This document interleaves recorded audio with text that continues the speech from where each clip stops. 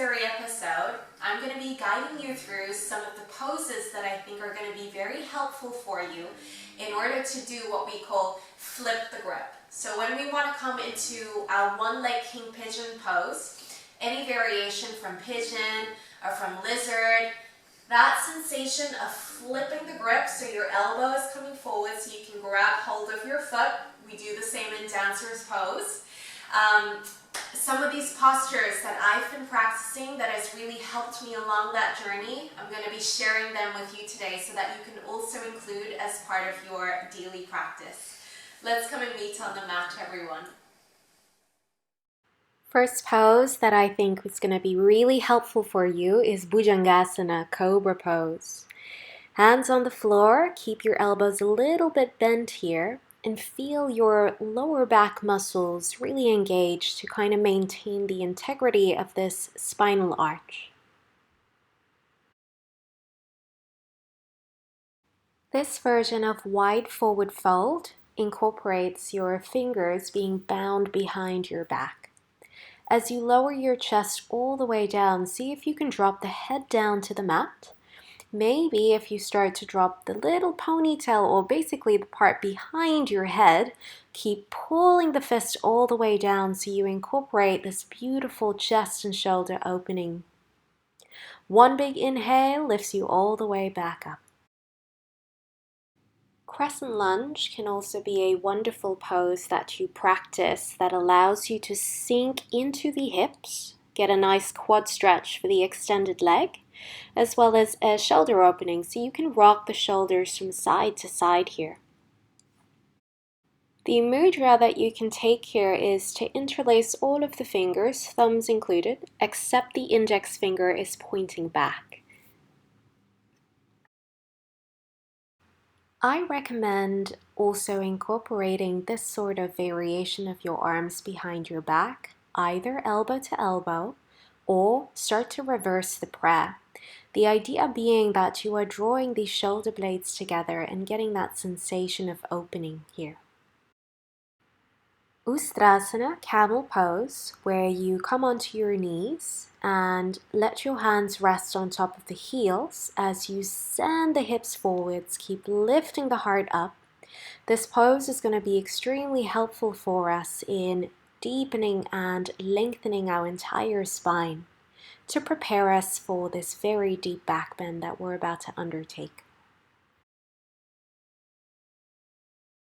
From a seated pigeon position, I would then start to pull the back of the heel inwards, maybe taking a few pulses here, and then when you feel ready, put the foot into the crease of the elbow and see if you can start to rotate your chest forwards as the opposite arm reaches up and grabs hold of the fingertips behind your back. Mermaid pose is a beautiful back bend that will aid us into coming into one-leg King Pigeon. Pigeon pose, where you relax your forearms down onto the floor, is going to be really beautiful to start to open the hip joint. If you don't feel much in the hip flexors, you can start to drag the foot forwards, ultimately working through the radius so that your throat, in the deepest expression of the pose, will land on top of the foot.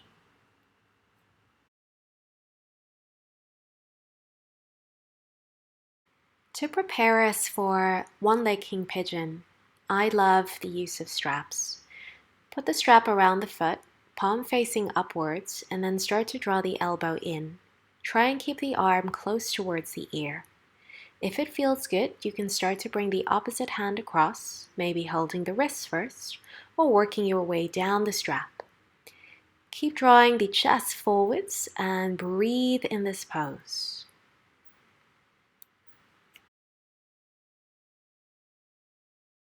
Once you feel as though your hands are working its way down the strap, before you know it, grab hold of the side of the foot and give it a go.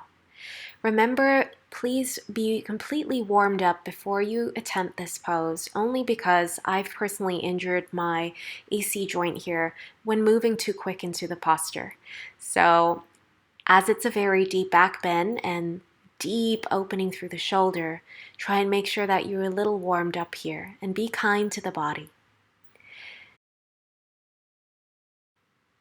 The next stage for you is to start to work the bind. So hands grab hold of the side of the foot. Go slow as you draw the elbow in. Take a few breaths here as you rotate the chest forwards. And then perhaps the arm reaches back for the wrist. Maybe it can walk its way down the foot.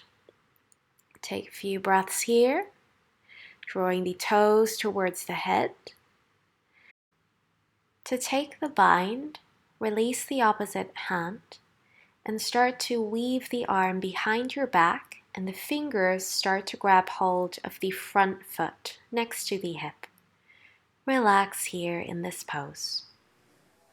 Hi guys, Nuki and I hope that you found that tutorial helpful for you.